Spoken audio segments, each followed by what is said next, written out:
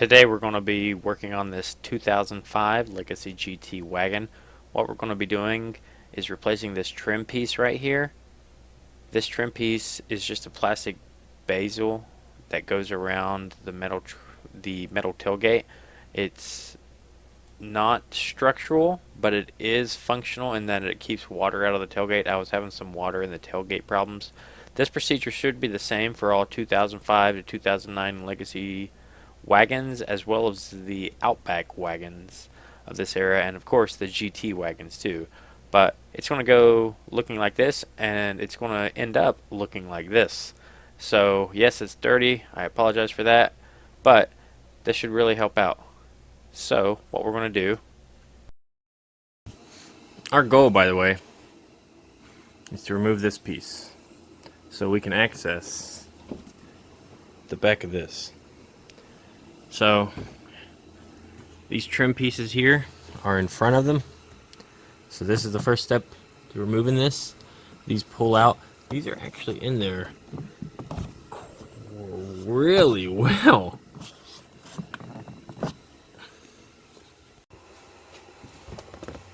So, good old plastic pry tool. And let's see if we can get this out.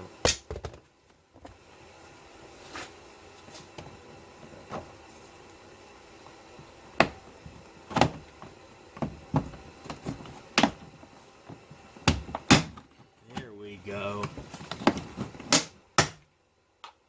Okay, so they just clip out. No, I didn't break anything. I know it sounded like I did. But these clips here, looks like there's a wiring harness, or there could have been an option for one. And then we do the same on the other side. Next, we want to take this piece off. I'm going to use a flathead screwdriver here to show kind of what you're doing and why I do recommend. I did have this off a second ago, but I did it. Put it back on just for you guys.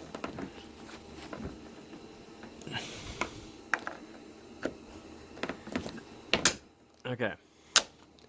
So I took it off. By the way, there's two Phillips screws here. But the reason that you can do this with the screwdriver, but ideally you use plastic or you wrap this in tape, which is what I should have done. You just make these little nicks in it. It's not a big deal. Functionally, it's the same. It's just, especially if you're working on someone else's car, or even your own car, you know, take care of your stuff. I think I said that in the last video. This is why I recommend them. But, ramble over, then we take down two Phillips screws. I also have this tool. This is, again, you can just use a flathead screwdriver, but I like this thing because you just push it in and it lifts up. And I've beat mine up quite a bit, but it's a lot easier to remove those. You can do it with a flathead, it's just not as pretty. I'm giggling thinking about it, but this little tab that goes up and bolts onto this wasn't there on the previous years, which means Subaru actually learned that, hey, when this whole piece falls down, which is what we're about to do, maybe we should reinforce it and put some more brackets there. Then this weather stripping, we're going to peel it back. These clips go in. I recommend using that tool I just showed. And then we're going to remove these clips right here. Look at that paint. Oh, it's so sparkly. Look at all that metal flake. Oh, just popping. It's actually really nice paint for a 15-year-old car. Never before seen shots of the garage.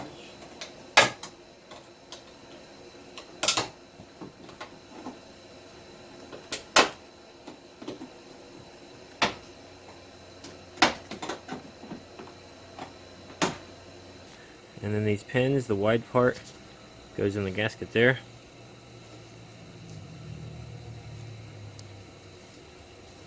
And you can put it back on. That way you don't break any of these, you don't lose them, and your gasket stays completely intact. Then we remove the tabs.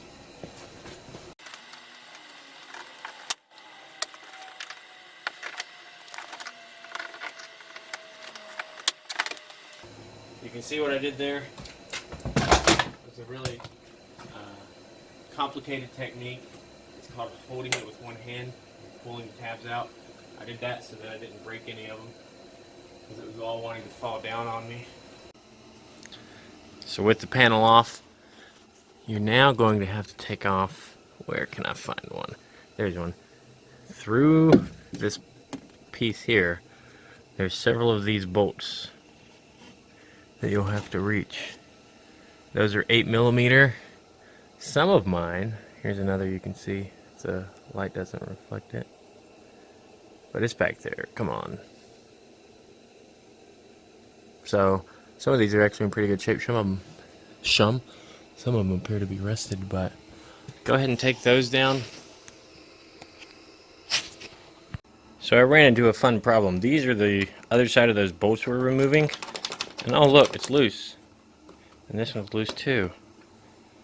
But they're just spinning.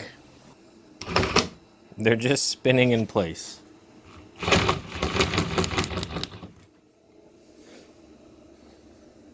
I think I will hold them with a pair of pliers and take them out. So here are the two pieces laid out. I think I'm going to have to remove the trim, the chrome, and move it over, but it looks pretty easy to do. To remove this chrome piece, just some Phillips screws. Let's go ahead and do that.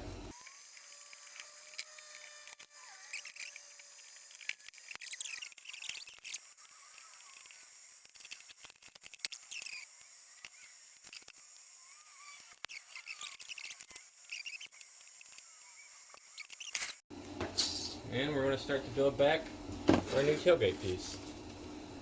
This is the closest I come to body work. I don't really do body work. I've noticed I've never had good luck with it. This, however, is really more putting things together, and I do have good luck with that. So,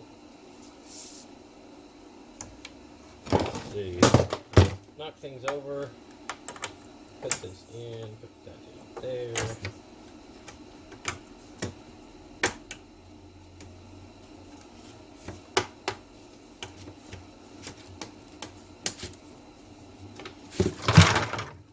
Drop it, and there we go. There is that little chrome piece. We then want to reinstall the Phillips screws we had. There was one here, and then one on either end. Way down here, you can see that, and way up here.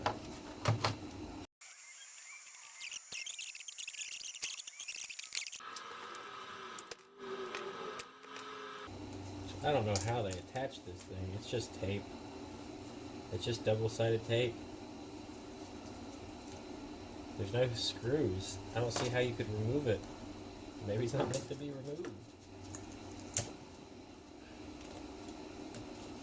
Yeah, it just looks like a pretty good double-sided tape is all they did. That's fine. It lasted as long as that piece lasted, so.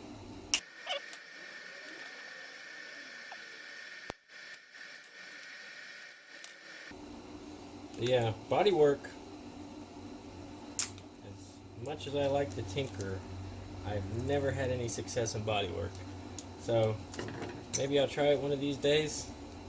I'm just a DIY type of guy, but I do leave body work up to the professionals, and I think it comes down to, it's kind of like drywall. It's really more of an art than a science, because I've never had any luck with it. I'm sure someone there is going to say, no, it is a science and you're sciencing wrong. Maybe I am. I'd like to hear about it. So let me know.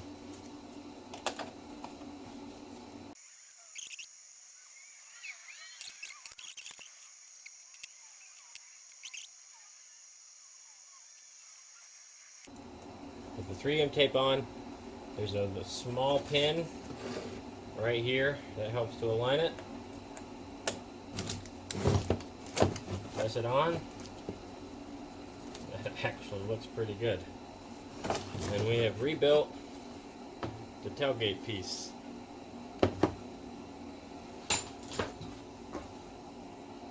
As I started to look at this, I realized I think the easiest thing to do is we're going to assemble all of this as one unit and install it as one big unit. So we're going to have to remove these reverse lights, and I think we're going to have to remove just this bracket right here that holds the license plate lights.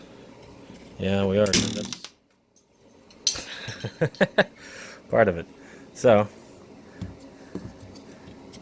luckily I don't think we have to remove the handle. So same procedure as before. Let's go ahead and remove these.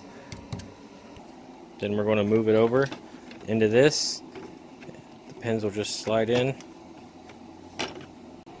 We've now moved the reverse lights over. I did have this brake, so it's not much use right now. I might, I don't know if it's worth gluing it or just once it's in, it should all press okay. So I think I'm just going to leave it as is. I didn't get a shot of it, but these are the license plate lights when the assembly.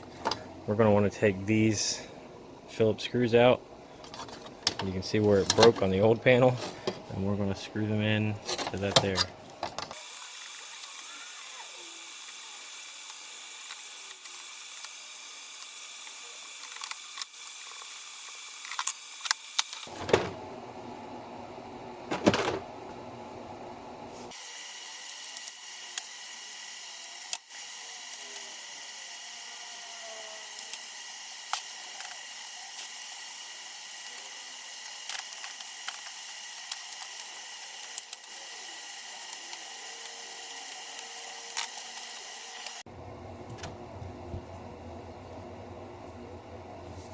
Okay, final assembly. This goes through here. This is for the license plate. There's a grommet. You can just go ahead and push that in.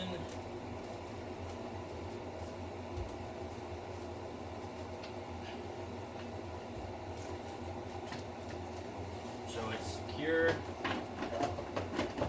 Line up your holes.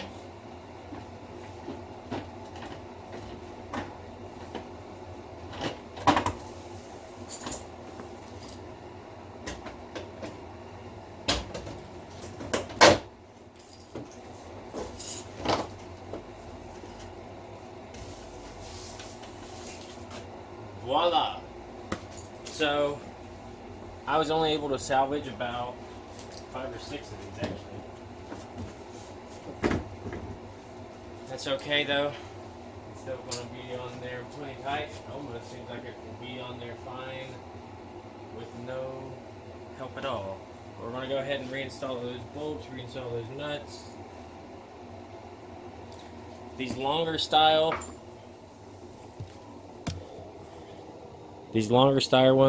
ones go on the outside right here.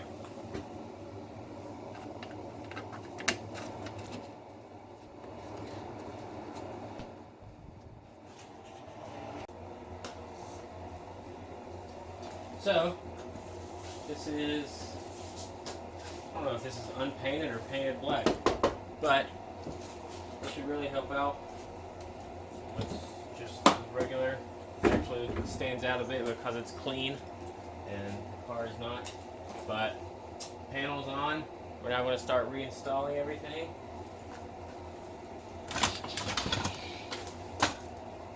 Or I can just tell you assembly is the opposite of removal.